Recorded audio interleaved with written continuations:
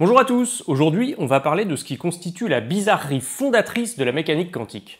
Ce phénomène étrange qui la rend si contre-intuitive, ce qu'on appelle le principe de superposition quantique. Une façon de résumer ce principe, c'est de dire qu'un objet quantique, comme une particule, peut parfois se trouver dans une superposition de plusieurs états. Par exemple, un électron peut se trouver à 2 endroits à la fois, ou 3, ou 4, ou même une infinité d'endroits. Dit comme ça fait un peu bizarre, comme si les particules quantiques avaient une sorte de don d'ubiquité. Alors en vérité, cette formulation, être à plusieurs endroits à la fois, c'est une traduction en langage de tous les jours d'un modèle théorique malheureusement assez complexe qui est celui de la mécanique quantique. Mais aujourd'hui, ensemble, on va essayer de toucher du doigt ce qu'est vraiment la superposition quantique et ce qui nous fait dire parfois de façon un peu cavalière qu'un objet quantique peut être à plusieurs endroits à la fois.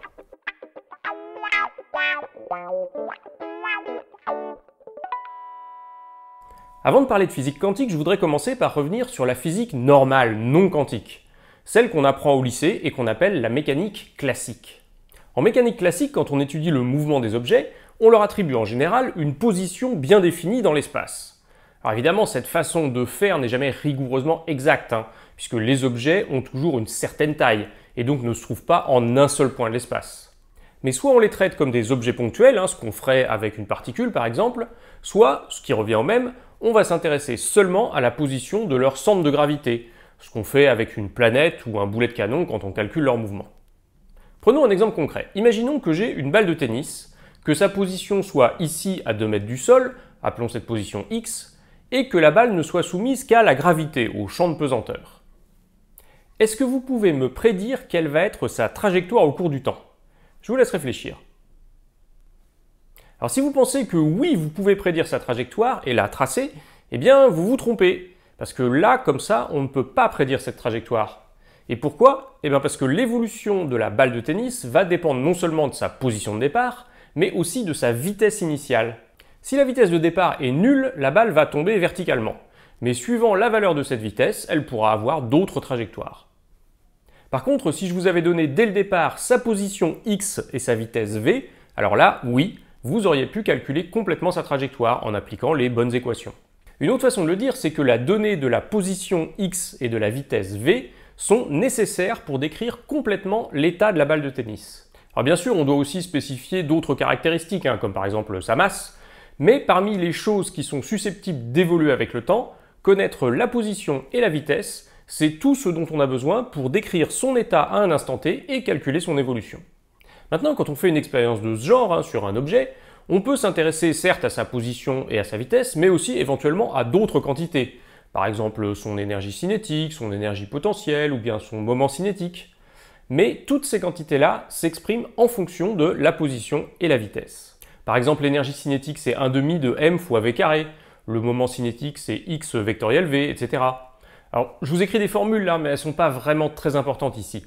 L'idée essentielle, c'est que toutes ces quantités se calculent à partir de la position x et la vitesse v.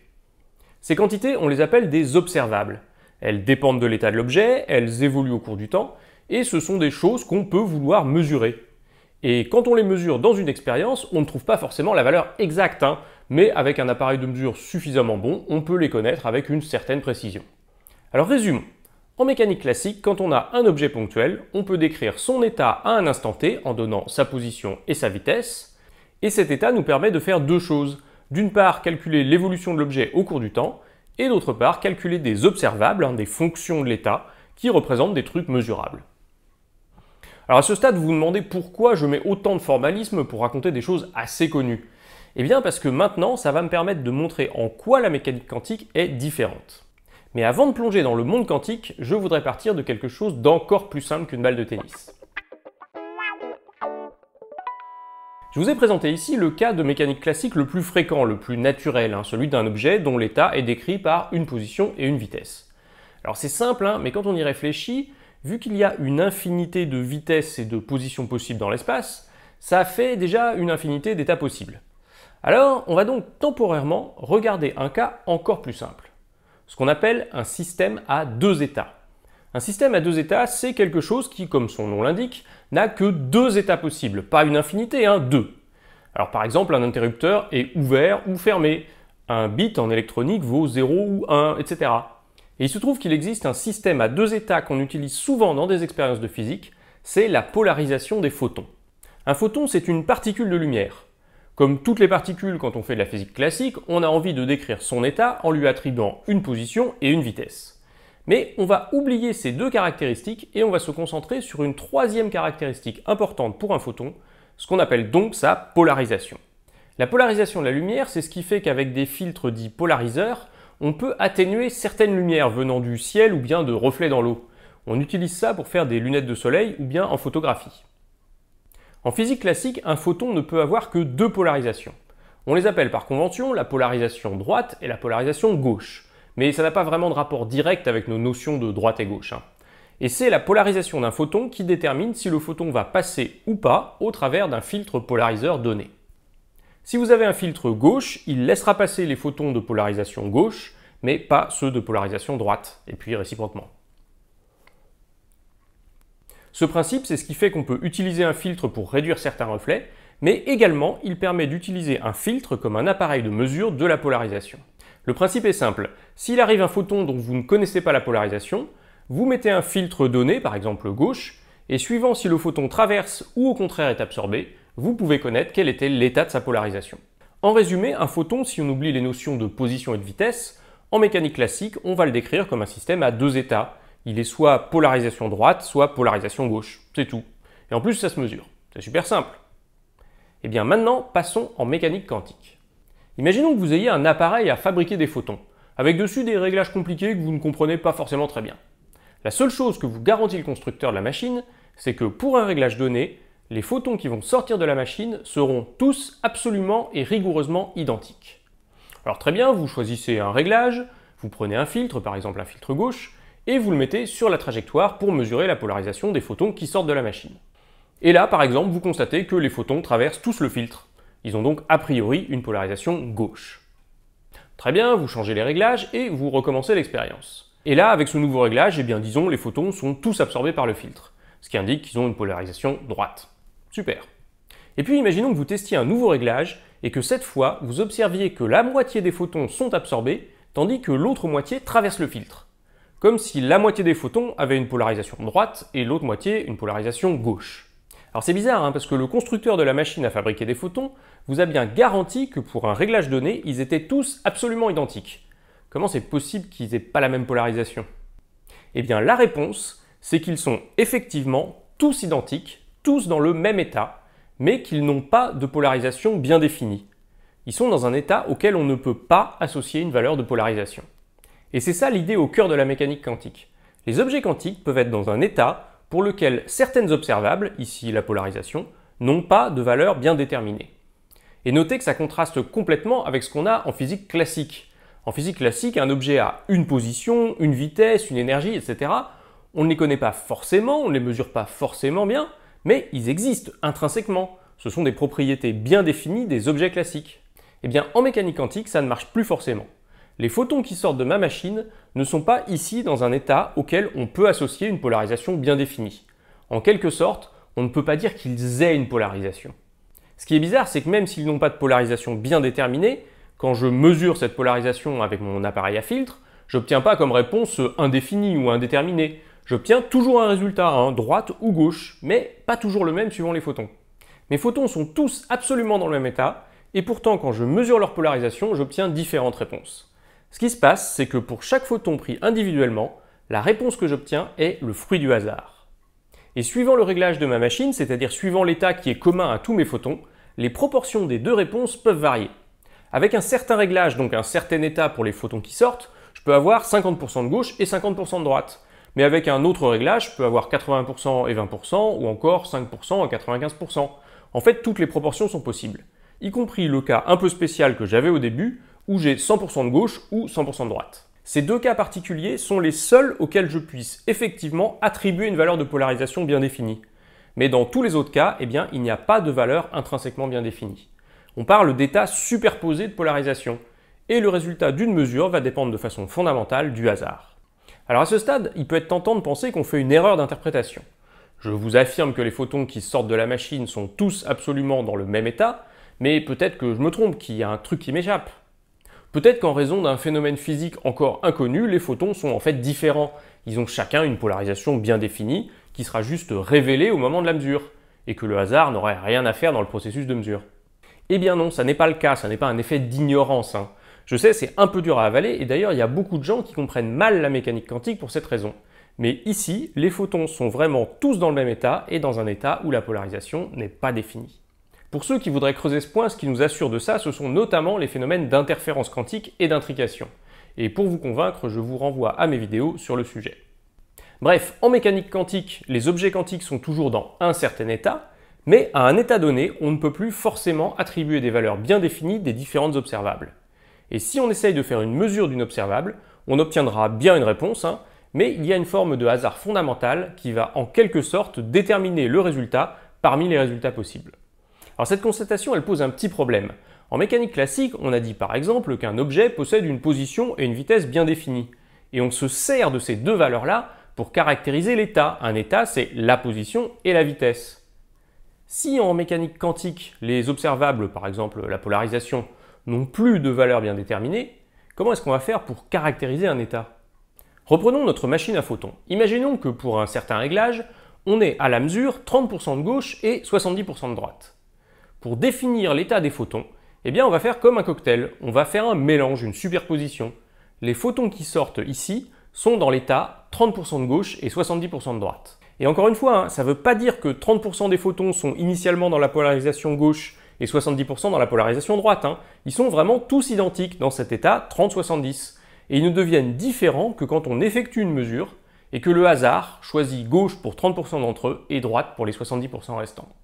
Avec cette façon de caractériser les états, vous voyez que passer dans le monde quantique complique considérablement les choses. En physique classique, l'état d'un photon, c'est simple, c'est droite ou gauche, point, deux possibilités. En physique quantique, ça peut être 50-50, ou 70-30, ou 5-95, ou 100-0. Bref, il y a une infinité d'états possibles. Une manière de le visualiser, c'est de représenter l'état quantique sur un graphique à deux dimensions. On met en abscisse la quantité de polarisation gauche dans la superposition, et en ordonnée la quantité de polarisation droite.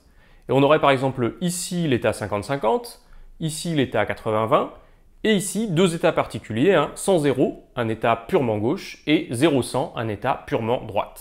D'un point de vue mathématique, on représente les états quantiques comme des vecteurs. Ici on a le vecteur pure gauche, ici le vecteur pure droite, et par exemple cet état, c'est 80% du vecteur pure gauche et 20% du vecteur pure droite. Et n'importe quel état peut être exprimé de cette façon-là, comme un mélange avec des proportions, des états pure gauche et pure droite. Et là, on va pouvoir revenir un peu sur la terminologie. Quand un photon est dans un état 80-20 par exemple, il n'a pas vraiment deux polarisations à la fois. On l'a dit, il n'a pas de polarisation bien définie, bien déterminée. Ce qui est philosophiquement un peu différent de dire deux polarisations à la fois. Et même la formulation « il est dans deux états à la fois », elle est stricto sensu incorrecte. En fait, il est toujours dans un seul état, par définition même de l'idée d'état d'ailleurs. Mais cet état est un mélange, une superposition avec des proportions, des deux états un peu particuliers que sont le pure droite et le pure gauche. Ces états particuliers, les seuls pour lesquels la polarisation a une valeur bien définie, on les appelle mathématiquement des états propres. Et donc la bonne formulation, ça n'est pas de dire qu'un photon a deux polarisations à la fois, mais qu'il est dans une superposition de deux états propres de la polarisation.